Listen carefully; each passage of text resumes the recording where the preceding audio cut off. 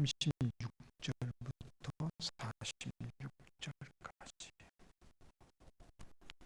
이에 예수께서 제자들과 함께 겟세마네라 하는 곳에 이르러 제자들에게 이르시되 내가 저기 가서 기도할 동안에 너희는 여기 앉아 있으라 하시고 베드로와 세베대의 두 아들을 데리고 가실새 고민하고 슬퍼하사 이에 말씀하시되 내 마음이 매우 고민하여 죽게 되었으니 너희는 여기 머물러 나와 함께 깨어 있으라 하시고 조금 나아가서 얼굴을 땅에 대시고 엎드려 기도하여 이르시되 내가 아버지여 만일 할 만하시거든 이 잔을 내게서 지나가게 하옵소서. 그러나 나의 원대로 마시옵고 아버지의 원대로 하옵소서 하시고 제자들에게 오사 그 자는 것을 보시고 베드로에게 말씀하시되 너희가 나와 함께 한 시간도 이렇게 깨어 있을 수 없더냐. 시험에 들지 않게 깨어 기도하라. 마음에는 원이로되 육신이 약하도다 하시고 다시 두 번째 나아가 기도하여 이르시되 내 아버지여 만일 내가 마시지 않고는 이 잔이 내게서 지나갈 수 없거든 아버지의 원대로 되기를 원하나이다 하시고 다시 오사 보신즉 그들이 자니 이는 그들의 눈이 피곤함이로라.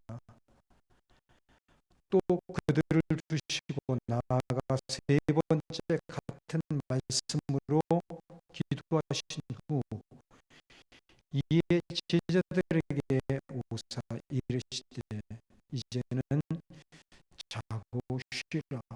보라 때가 가까이 왔으니 인자가 죄인의 손에 팔리느니라. 일어나라 함께 가자. 보라 나를 파는 자가 가까이 왔느니라.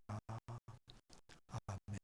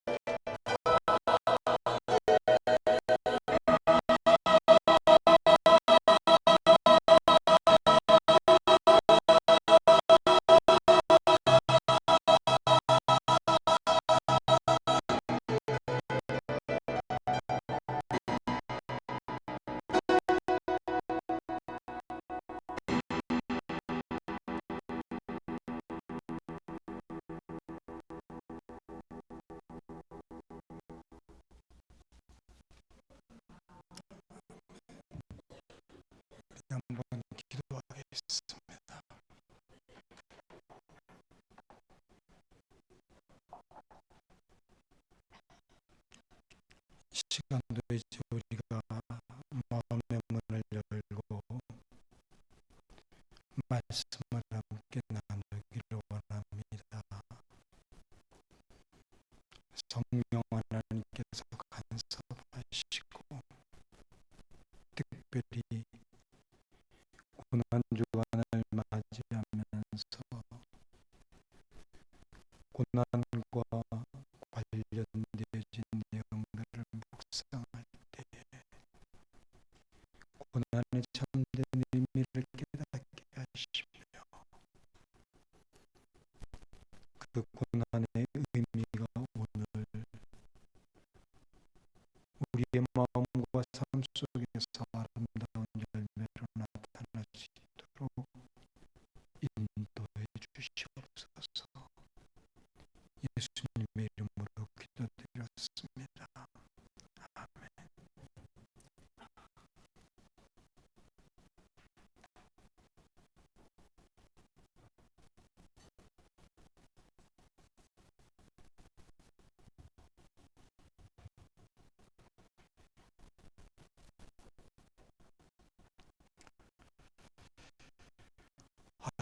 요한복음 17장을 우리가 몇 번 더 걸쳐서 좀 살펴봐야 됩니다.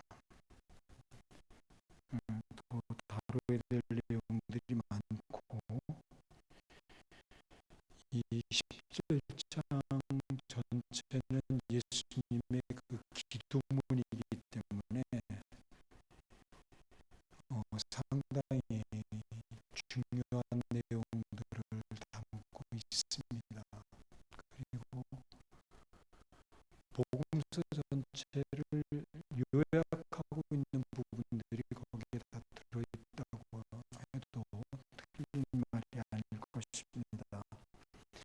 그래서 몇 번 더 살펴볼 것이지만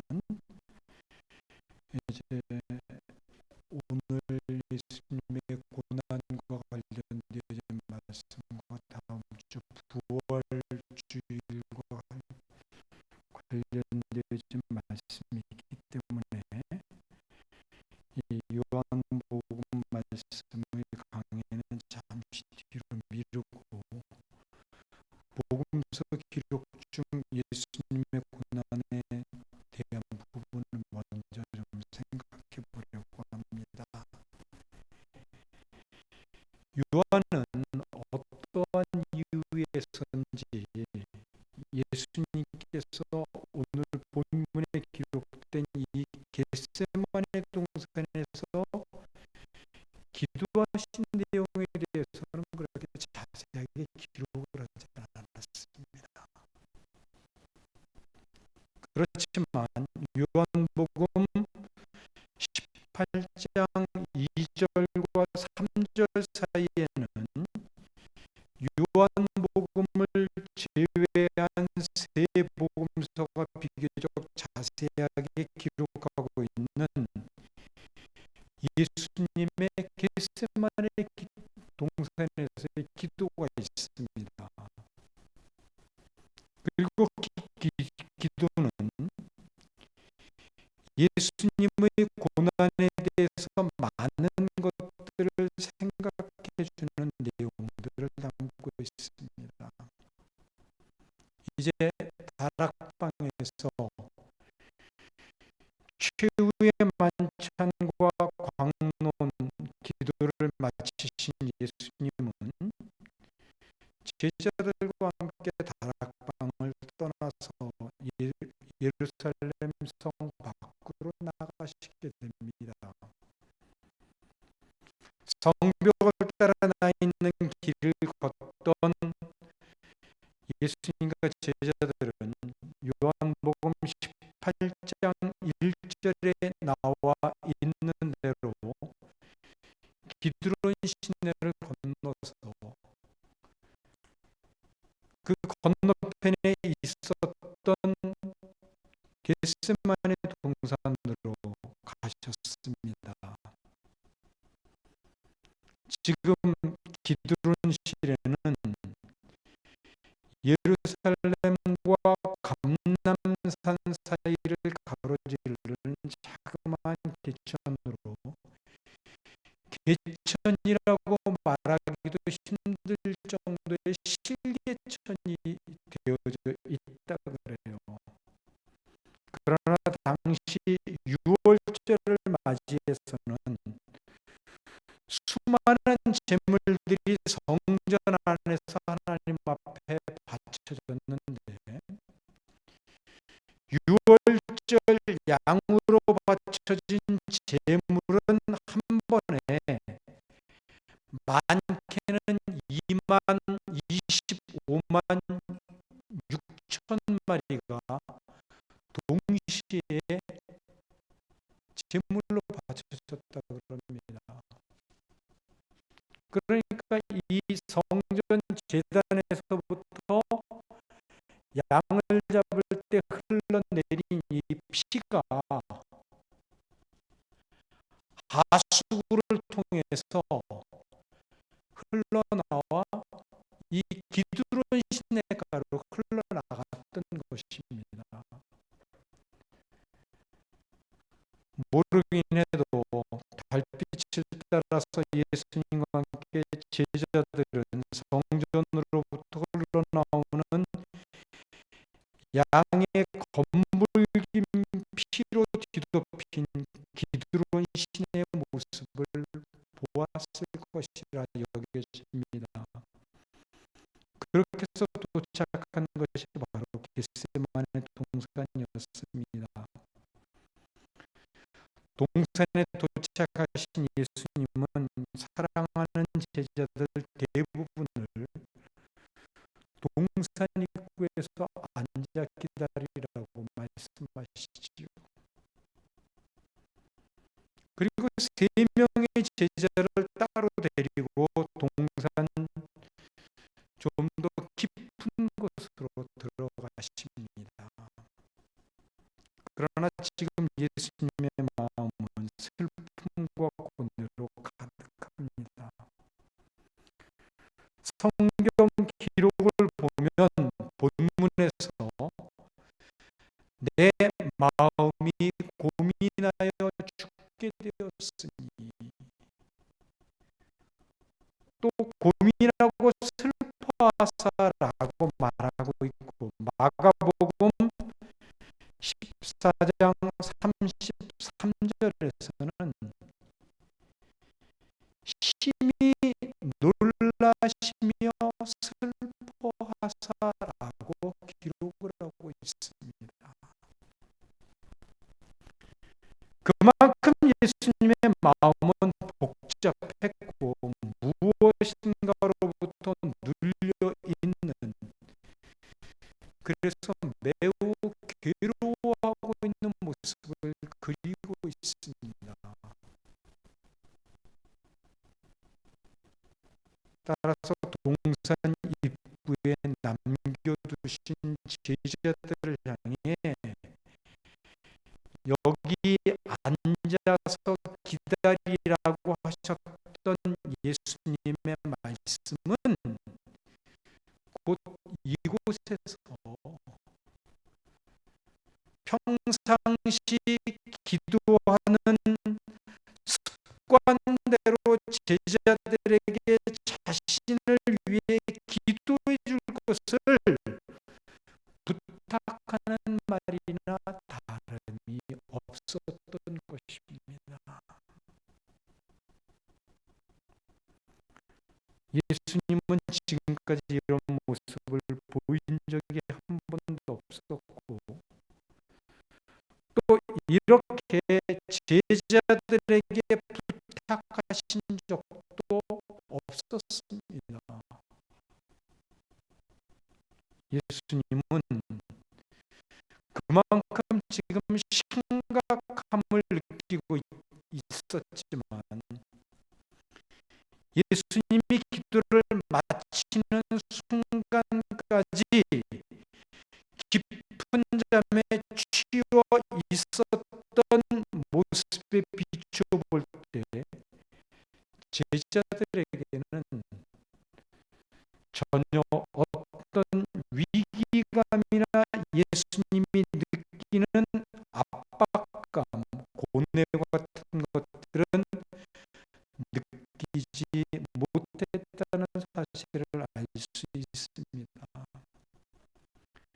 이와 같은 모습은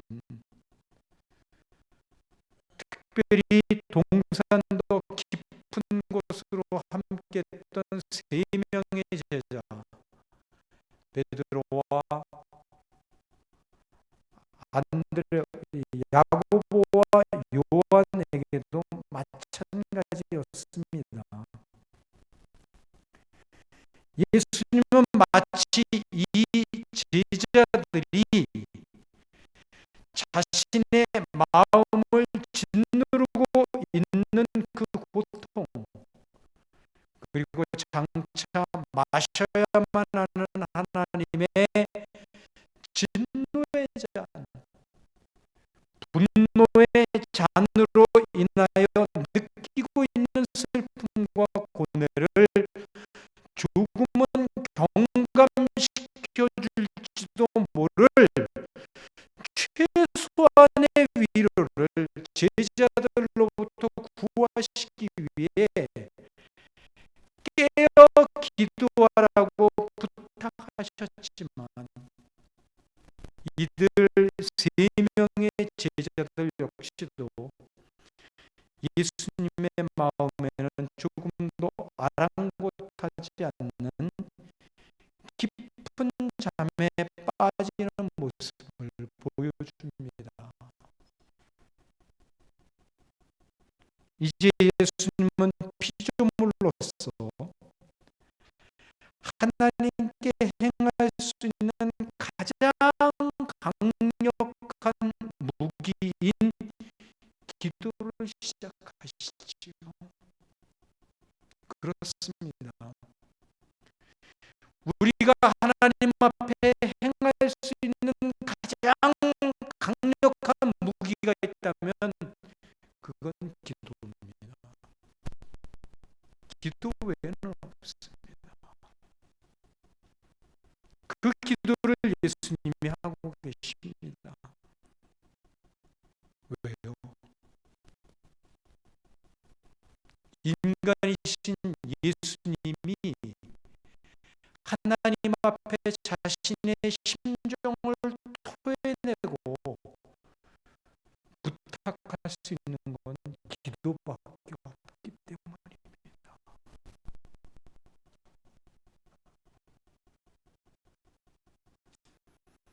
그러나 이 예수님은 생명을 걸고 너무나도 간절하고 절박하게 하나님의 마음을 돌리고자 하는 그런 기도를 드립니다.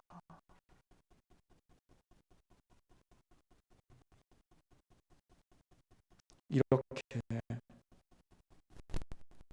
예수님의 고난과 예수님이 마셔야 할 고난의 잔은 기도와 함께 부어지기 시작한 것입니다. 겟세마네 동산에서 엎드려 기도하시는 그 순간이 바로 하나님의 분노의 잔, 진노의 잔이 가득 채워져 있는 바로 그 순간이었다는 거예요.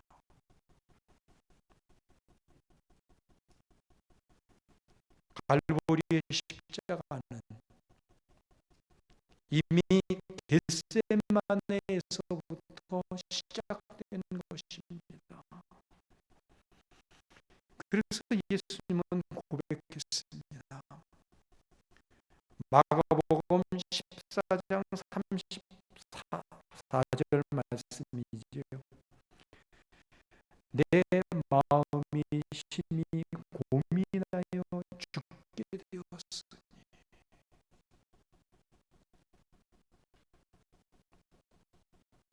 예수님께서 그 십자가의 고통을 얼마나 심각하게 생각하셨으면 심히 고민하여 죽게 되었다라는 표현을 했을까요?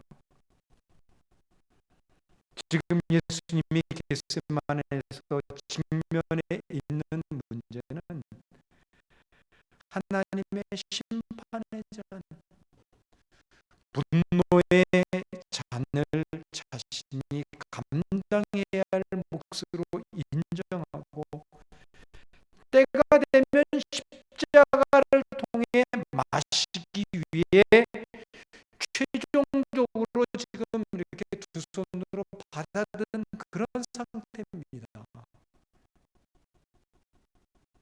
앞으로 이 잔을 마심으로써 자신이 감당해야만 하는, 그래서 할 수만 있다면 이 잔을 그냥 마시지 않고 바닥에다가 부어버리기를 바랄 만큼 끔찍한 아픔과 고뇌 속에 잠겨 있는 것입니다.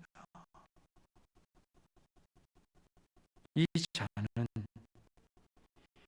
이 고뇌의 시간은 단순히 그 잔을 비워버린다고 해서 지나가는 것이 아니라 성부 하나님의 뜻을 자기의 것으로 받아들이는 순종을 통해서 십자가를 지실 때만 마실 수 있는 것이고 쏟아부을 수 있게 되는 것입니다.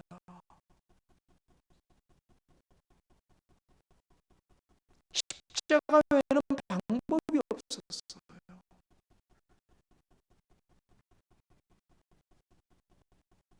그럼 왜 예수님은 이렇게 잔을 마시는 것 자체를 두려워하고 비우기를 바라셨을까요? 왜? 이는 하나님께서 창세전부터 택하신 자녀들을 구원하기 위해 지불해야 하는 대가,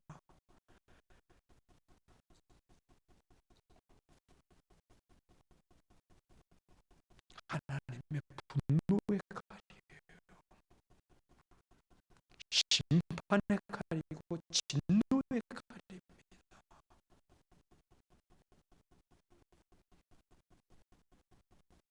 그리고 아무리 불러도 응답하지 않는 하나님으로 말미암은 모든 도우심과 위로하심의 상실.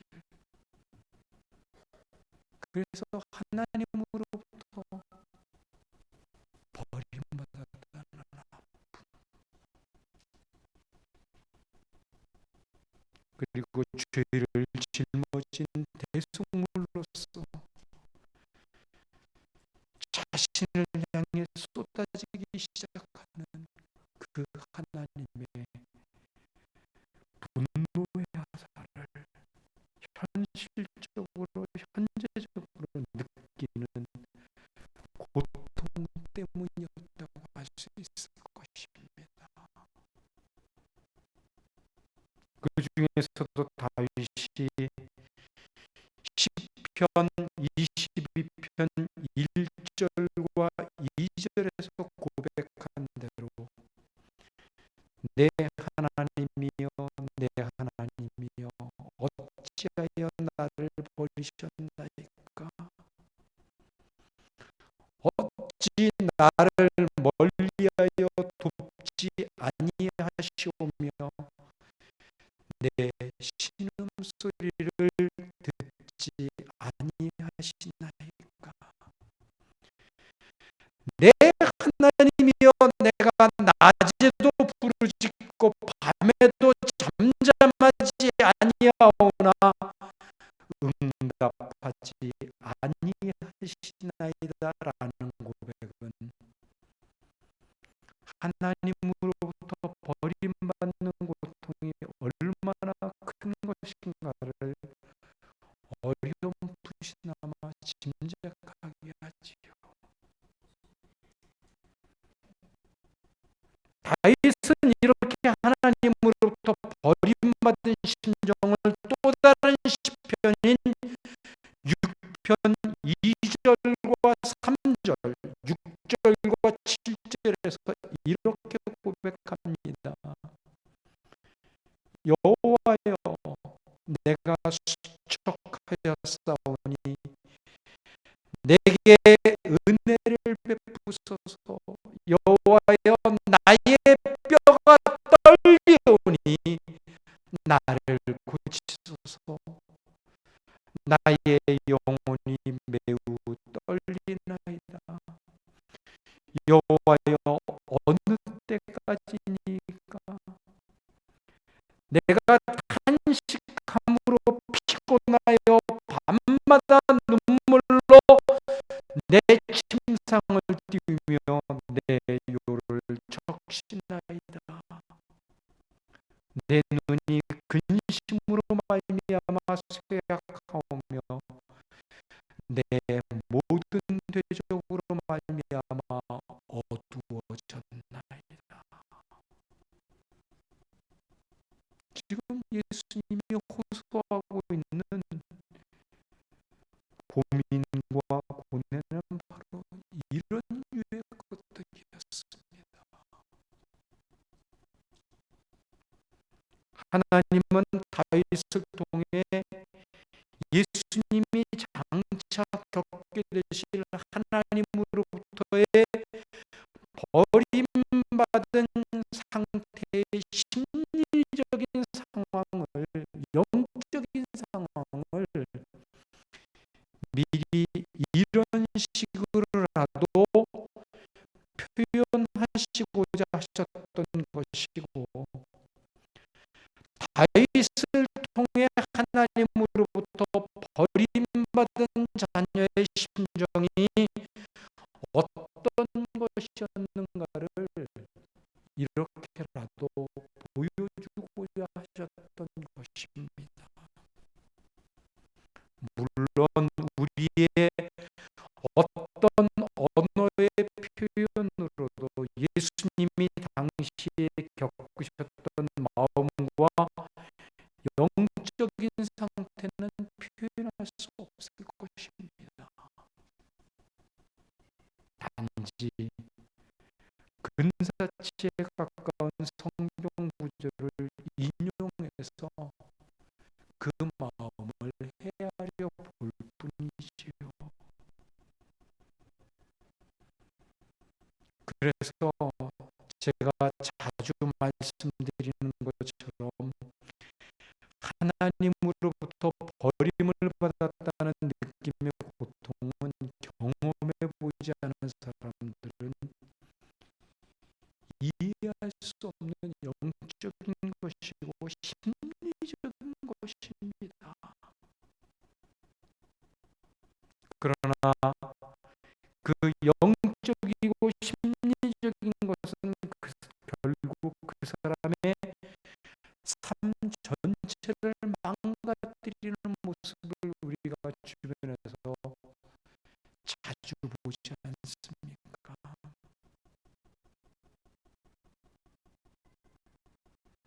바로 이 사실, 하나님으로부터 버림받았다는 사실이 겟세마네 기도의 주제가 된 고뇌의 원천인 것입니다. 이런 압박과 영적인 고통 가운데서 울부짖는 그 소리가 바로 옆에 있었던 제자들에게는 전혀 들리지 않았고, 관심을 둘 만큼 제자들은 영적이지도 못했다는 것은 어쩌면 오늘 우리의 영적인 실체를 보여주는 것 같아서 가슴을 저미게 합니다. 그들은 단지 육신의 필요를 감당하기 어려워 깊은 잠에 들었습니다.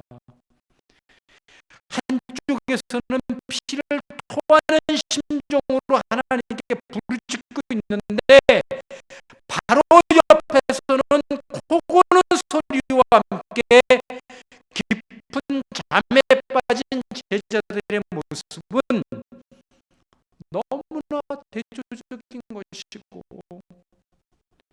오늘 우리의 약한 모습을 보여주는 것은 아닌가 하는 생각을 갖게 한다는 것입니다.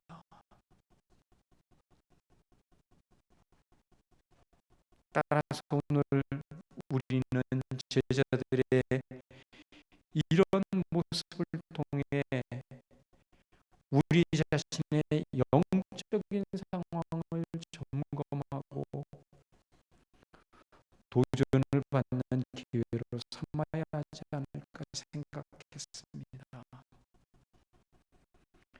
예수님은 자기의 분명한 의지가 있었고 생각이 있었고 자신의 뜻과 계획이 있었던 분입니다. 또 얼마든지 자기 마음대로 그런 것들을 행할 능력도 있었고 예수님께서 그런 것들을 고집한다면 하나님도 막을 방법이 없었을 것입니다. 그러나 예수님은 자기의 모든 것들을 내려놓으셨습니다. 우리의 속죄 제물이 되기 위해서였지요.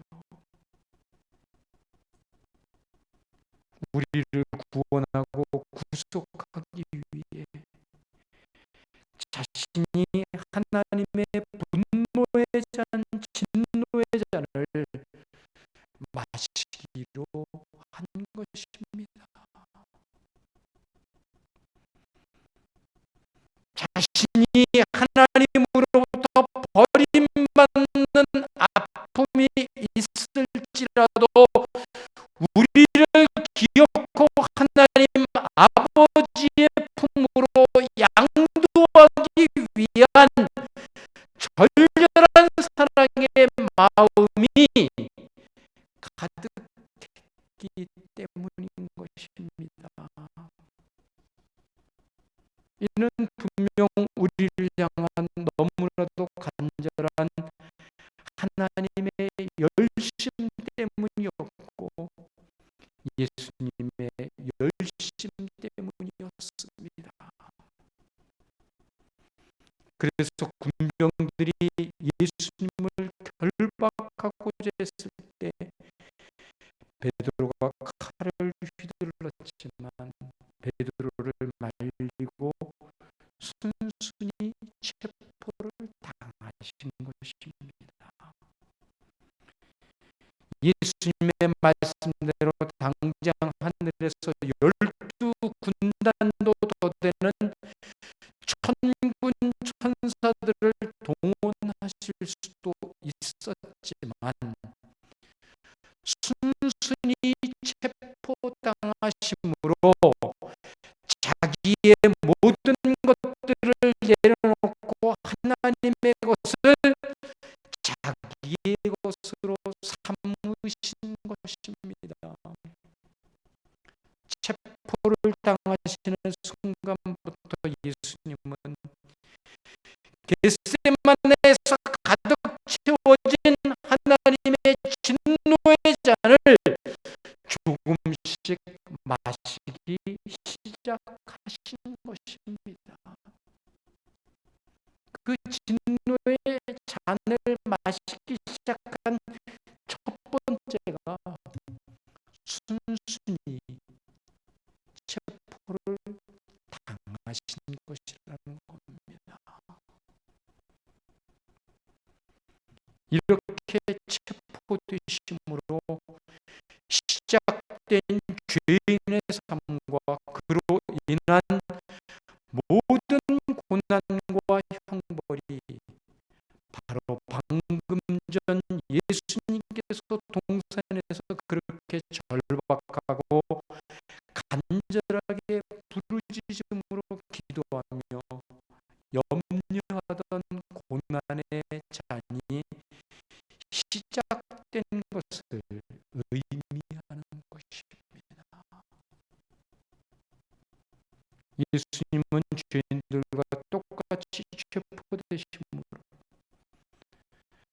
하나님 아버지께서 주신 고난의 잔을 실제로 마시기 시작하신 것이 된다는 것입니다. 그렇게 하는 것만이 창세전부터 택하신 우리들을 하나님과 화목하게 하고 하나님 품 안에서 살아가게 하는 유일한 방법이었기 때문인 것입니다.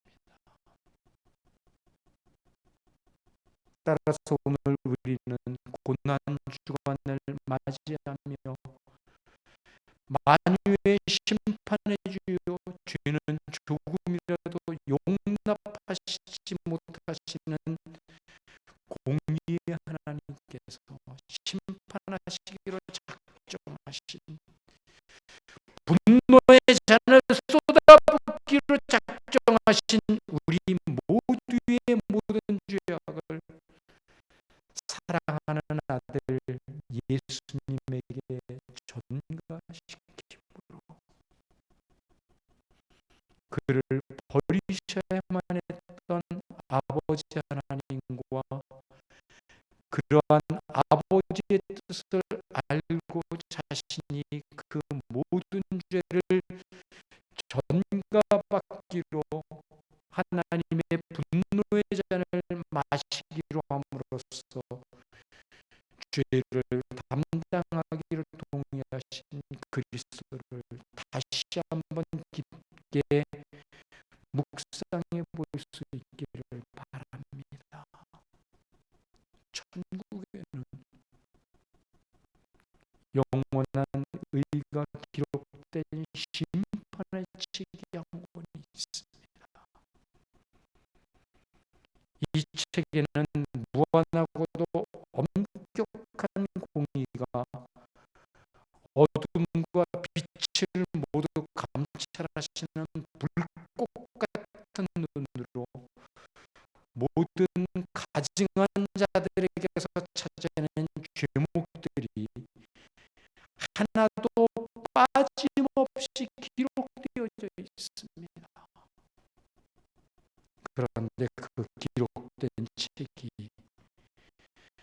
지금 겟세마네 동산에서 기도하시는 예수님의 눈앞에 펼쳐져 있는 것입니다.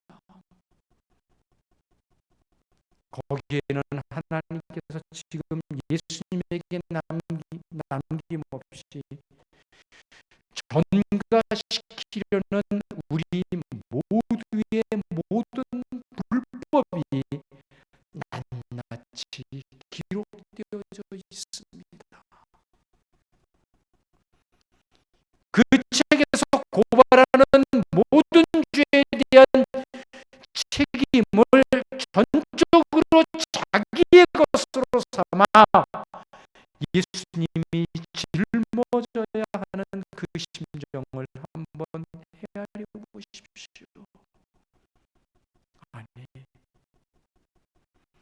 그 낱낱이 기록된 죄악들이 얼마나 혐오스럽고 잔인했으며 얼마나 추악하고 부끄러운 것이었으면 그 죄악들을 조목조목 바라보는 예수님의 얼굴은 일그러질 수밖에 없었고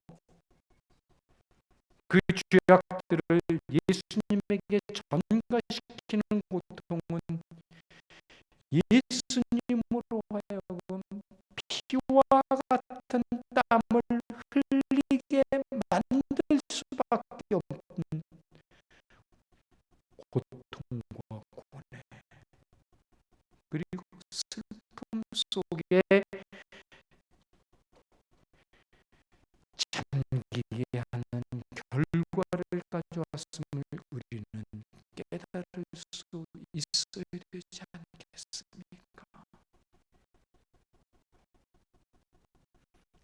사랑함에도 불구하고 버려야만 하는 아버지의 심정과 사랑하기 때문에 버림받아야 하는 예수님의 심정, 내가 아니면 안 되겠다는 확고한 결단을 내린 예수님의 아픔을 헤아려 보시라는 것입니다. 그만큼 우리의 죄는 절망적인 것이고 하나님으로부터 영원히 외면당할 수밖에 없는 최악의 아픔인 것입니다. 이런 예수님의 모습을 성경은 이렇게 말하고 있습니다. 빌립보서 2장 6절부터 8절입니다. 그는 근본 하나님의 본체시나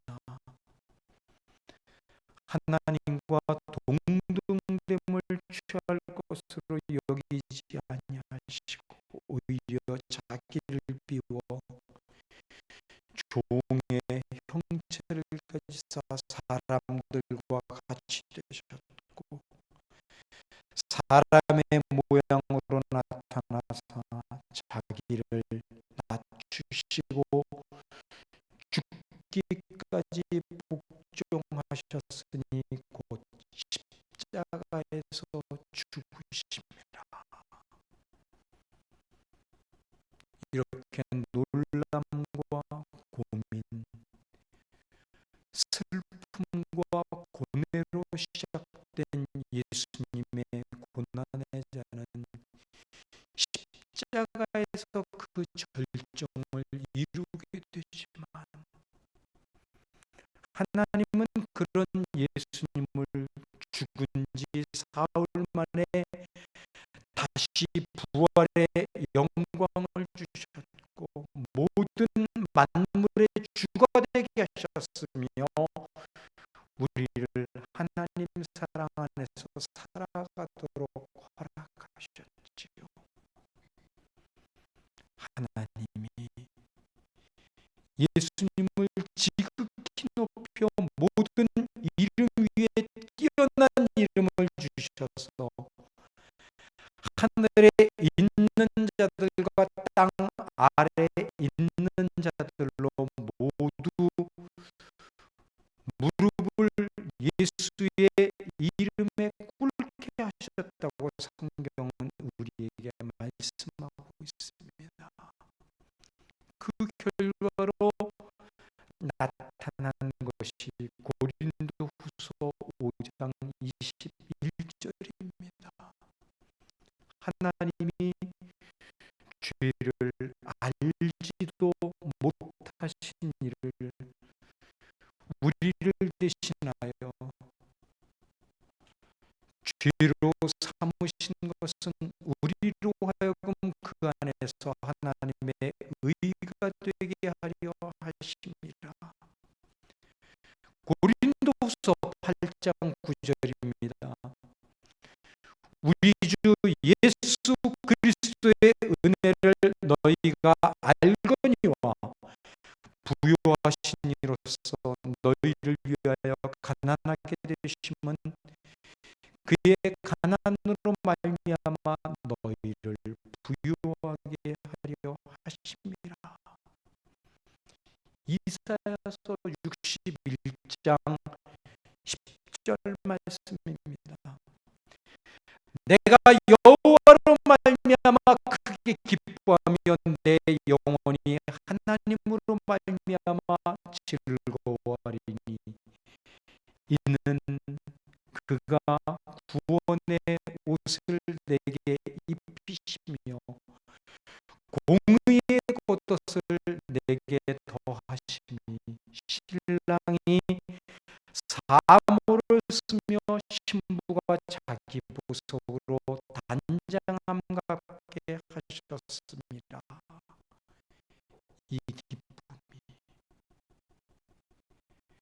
우리 모두에게 있기를 소망합니다. 고난의 주간이 시작됩니다. 예수님의 고난이 어디에서부터 시작된 것이며 무엇을 누구를 위한 고난이었는가를 한 주간 동안 깊이 묵상하셔서 예수님의 고난에 동참하는 마음과 그 고난의 결과로 오늘을 하나님 안에서 살아가게 하신 은혜와 기쁨을 진심으로 감사하며 고난을 통해서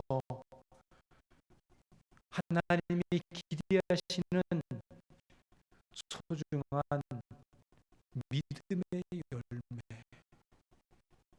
하나님 자녀로서의 열매를 맺어가는 삶이